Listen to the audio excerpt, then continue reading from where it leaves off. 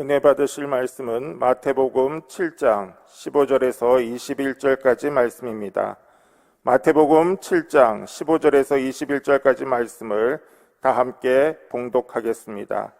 거짓 선지자들을 삼가라. 양의 옷을 입고 너희에게 나아오나 속에는 노략질하는 일이라. 그들의 열매로 그들을 알지니 가시나무에서 포도를 또는 엉겅퀴에서 무화과를 따겠느냐.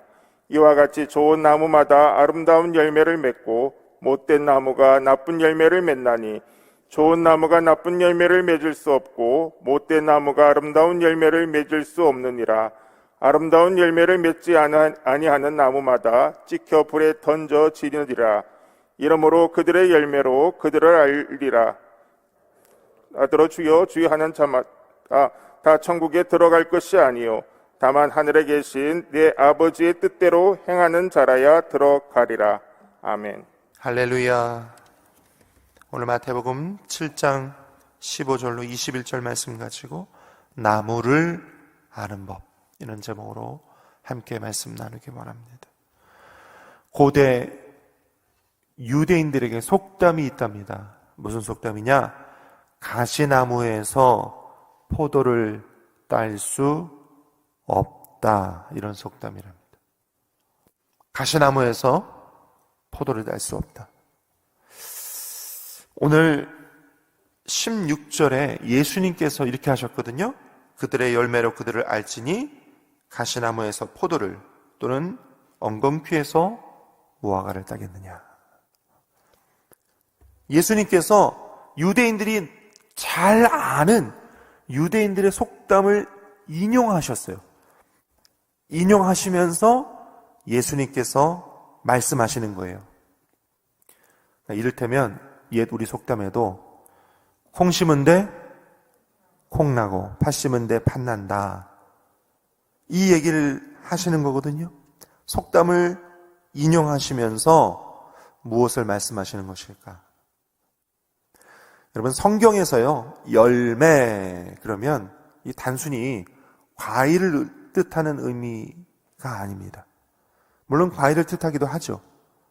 한데 더 넓은 의미가 있습니다. 넓게는요, 원인과 결과를 말할 때 열매라는 단어를 씁니다.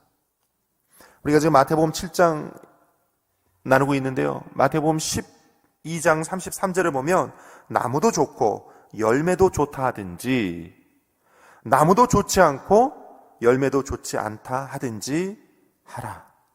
그 열매로 나무를 아느니라.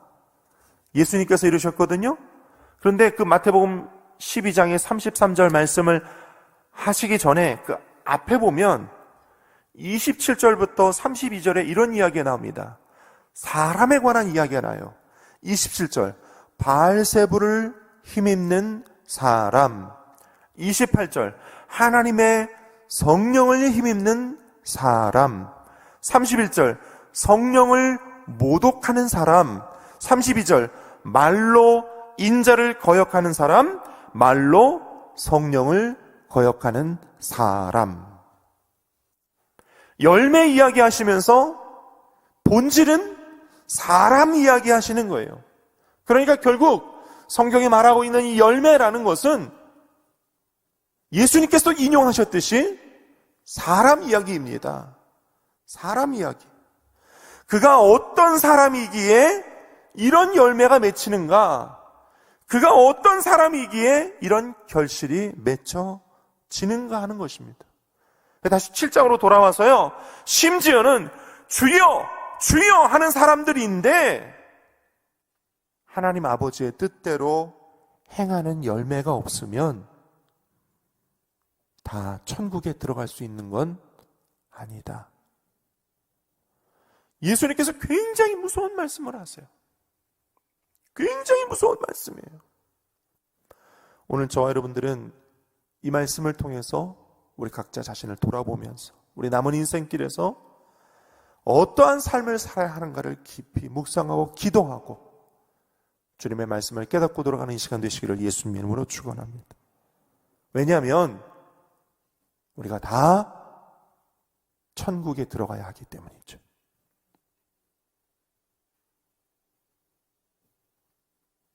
첫째로 열매를 보아라 라는 것입니다. 한번 따라할까요? 열매를 보아라.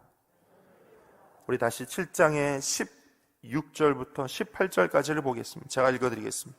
그들의 열매로 그들을 알지니 가시나무에서 포도를 또는 엉겅퀴에서 무화과를 따겠느냐. 이와 같이 좋은 나무마다 아름다운 열매를 맺고 못된 나무가 나쁜 열매를 맺나니 좋은 나무가 나쁜 열매를 맺을 수 없고 못된 나무가 아름다운 열매를 맺을 수 없느니라 그랬습니다.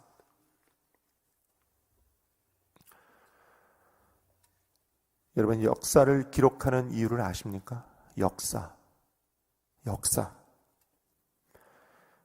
학문적으로 역사는요, 현재와 과거가 끊임없이 대화하는 것을 역사라고 한대요. 다시 말씀드릴게요. 현재와 과거가 끊임없이 대화하는 것이 역사래요. 무슨 대화? 원인과 결과의 인과관계에 관한 대화. 과거에 어떤 원인 때문에 어떠한 결과가 맺혀졌는지 지금 우리가 대화하는 그 대화. 왜 원인과 결과를 공부합니까? 역사는 반드시 반복되기 때문입니다. 그래서 다시 시행착오를 겪지 말자는 것입니다. 그래서 역사를 공부하는 건 역사가 현재와 미래의 거울과 같기 때문이래요. 과거의 역사를 공부하고 과거와 현재가 끊임없이 대화를 하는 이유는요, 그 역사 공부를 통해 미래를 거울처럼 볼 수 있다라는 것이기 때문입니다. 다시 오류를 범하지 말자는 것이죠. 여러분, 사람도 마찬가지입니다. 어느 사람이 어떠한 결실, 어떠한 열매를 맺는가,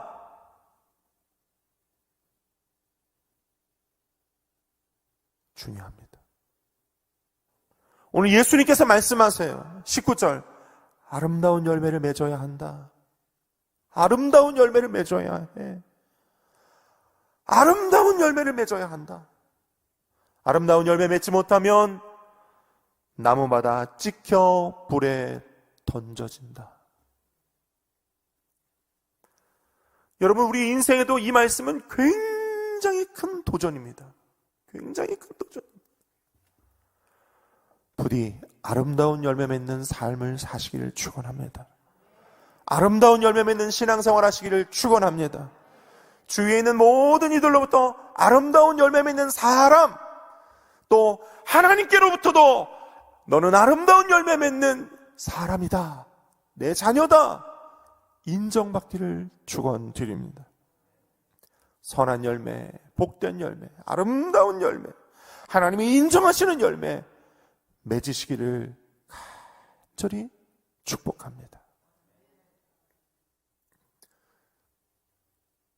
그러면 둘째로 아름다운 열매 어떻게 맺는가?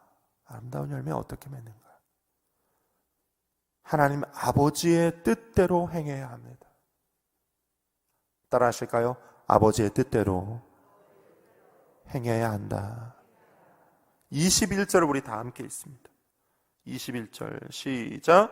나더러 주여 주여 하는 자마다 다 천국에 들어갈 것이 아니요 다만 하늘에 계신 내 아버지의 뜻대로 행하는 자라야 들어가리라. 예수님께서 이 말씀을 하실 때 유대인들이 말합니다. 그 다음 절 22절에 보면, 예수님, 우리가 선지자 노릇했습니다. 예수님, 우리가 귀신도 쫓아냈습니다. 예수님, 우리가 많은 권능을 행하지 않았습니까? 예수님, 이쯤 되면 대단한 열매 아닙니까? 대단한 열매 아닙니까? 귀신도 쫓아내고 선지자 역할도 하고 많은 권능도 행했는데 이쯤 되면 대단한 열매 아닙니까? 예수님 말씀하세요. 21절. 하늘에 계신 내 아버지의 뜻대로 행해야 한다. 내 아버지 뜻대로 행해야 돼. 제가 이 말씀 저의 마음 가운데 도전받아서요. 그러면 하나님 말씀에 하나님 뜻대로 행하는 것은 과연 뭘까? 깊이 묵상하며 책도 읽고 성경도 보았어요. 그게 세 가지로 압축했습니다. 첫째는요, 하나님의 절대 주권, 하나님의 절대 주권의 섭리를 인정해야 돼. 이게 무슨 말이냐? 온 우주와 만물, 또 이 지구, 우리의 모든 인류, 그리고 나 자신의 주인이 하나님이심을 인정해야 합니다.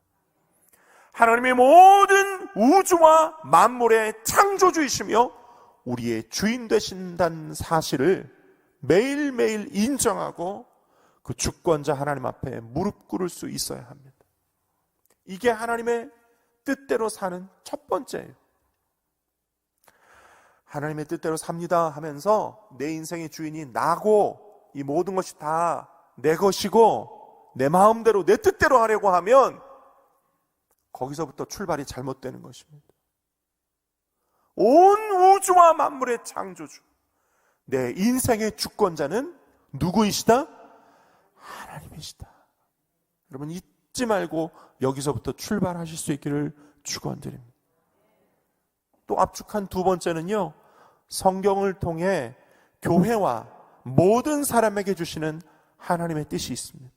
무엇을 통해? 따라합시다. 성경을 통해. 무엇을 통해? 성경을 통해. 교회와 우리 모든 신앙인들에게 주시는 하나님의 뜻이 있어요. 그러니까 여러분 성경 읽는 거 굉장히 중요합니다. 매일매일 성경 읽는 거 굉장히 중요합니다. 매일매일 성경 읽고 묵상하고 말씀을 대하면서 하나님 대하듯 말씀 앞에 무릎 꿇고, 주님 오늘도 저에게 무슨 말씀을 하시렵니까? 말씀을 대할 때 하나님 앞에 무릎 꿇는 심정으로 말씀을 대하시고, 그렇게 성경을 통해 하나님을 만나는 매일매일의 삶이 굉장히 중요합니다. 굉장히 중요해요. 이게 하나님의 뜻대로 사는 또 한 걸음이에요. 목사님, 하나님의 뜻대로 사는 게 뭡니까? 거창한 게 아니에요. 하나님 말씀 대하는 겁니다. 매일매일. 그렇게 매일매일 하나님의 말씀을 대하고 성경 읽는 사람들은요, 요즘 러시아와 우크라이나 전쟁이 일어나잖아요. 이게 무슨 뜻인지, 이게 무슨 의미인지 알 겁니다. 왜요? 성경 읽다 보니 하나님의 뜻을 알거든요. 성경 읽다 보니 역사의 주관자가 하나님이시고, 성경 읽다 보니 내 인생의 인도자도 하나님이시고, 내가 어제 무슨 일을 만났고 오늘도 무슨 일을 만나며 내일 무슨 일을 만날 것인지 그 하나님의 뜻이 어디에 있는지 알게 되거든요. 그러면 순종할 수 있는 겁니다. 모르니까 순종 못하지. 알면 순종할 수 있는 거예요. 압축한 세 번째로 각 사람에게 주어지는 하나님의 메시지가 있어요. 각 사람에게 주어지는 하나님의 메시지. 이건요, 순종의 문제입니다. 하나님의 뜻대로 어떻게 사느냐? 각 사람에게 주어지는 하나님의 메시지가 있다. 이건 뭐 하라고 주시는 메시지일까요? 순종하라고. 너를 향한 나의 뜻이 있다. 내가 이 메시지를 너에게 준다. 순종해라. 이 뜻입니다. 여러분, 하나님께서 우리 각자에게 하나님 말씀과 기도 가운데, 성령의 세미한 음성 가운데, 목사님의 설교 가운데 주시는 하나님의 메시지, 귀 기울여 듣고 순종하실 수 있기를 축원드립니다. 이 얼마 동안 제가 출애굽기를 계속 읽었습니다. 그런데 읽는데 어느 한 부분에서 어느 한 부분까지 저희 마음 가운데 메시지가 오는 거예요. 그래서 굉장히 넓은 부분인데 다시 읽었습니다. 또 메시지가 옵니다. 다시 읽었습니다. 또 메시지가 옵니다. 여러 번 반복해 읽었는데 한 10여 차례 읽었습니다. 또 메시지가 오는 겁니다. 또 메시지가 오는 겁니다. 얼마나 큰 은혜가 왔는지 몰라요. 얼마나 강력한 메시지가 왔는지 몰라요. 여러분도 그러실 수 있기를 예수님의 이름으로 축원합니다. 우리 삶에 하나님의 주시는 메시지가 있어요. 오늘 성경 읽는 자에게, 기도하는 자에게 하나님 메시지 주시기 원합니다. 특별히 예배 가운데 주시기 원하십니다. 매일매일의 삶 가운데 기도와 말씀 있는 삶 그치지 마시고 특별히 예배의 자리에 열심히 하나님 앞에 나오셔서 하나님 오늘 나에게 무슨 말씀을 하시려나 귀 기울여 듣는 저와 여러분 되시기를 예수님의 이름으로 축원합니다. 그리고 순종하는 삶, 그렇게 메시지 주시면 순종하는 삶, 그렇게 하나님의 뜻대로 삶을 살아가서 승리하실 수 있기를 예수님의 이름으로 축원드립니다. 그래야 영광과 감사 열매가 맺어지는 거예요. 아무리 선지자 노릇하고 아무리 귀신 쫓고 아무리 많은 권능을 행했어도 아버지의 뜻대로 행하지 않으면 내가 너희를 도무지 알지 못하니 불법을 행하는 자들아 내게서 떠나가라, 이렇게 하실 수 있거든요. 여러분 각자의 마음 가운데 이 메시지가 신비에 새겨지시기를 축원드립니다. 말씀 맺고자 원합니다. 24절에 보니까 하나님의 말씀을 듣고 행하는 자는 반석 위에 집을 지음과 같다 그러셨거든요. 반석 위의 집은 무너지지 않습니다. 25절도 제가 읽으면 비가 내리고 창수가 나고 바람이 불어 그 집에 부딪히되 무너지지 아니하나니 이는 주추를 반석 위에 놓은 까닭이요 그랬습니다. 여러분 반대로 하나님의 말씀을 듣고도 행하지 않으면 27절 집이 무너짐같이 무너진다 이렇게 기록하고 있습니다. 여러분 열매를 보면 나무를 알 수 있듯 하나님 아버지의 뜻대로 행하여 하나님 아버지가 인정하시는 아름다운 열매를 맺고 반석 위에 집을 지음 같은 순복음 강남교회 우리 모든 권속들 오늘 이 예배에 참여한 우리 모두가 되기를 예수님의 이름으로 축원드립니다. 기도하겠습니다. 아버지 하나님,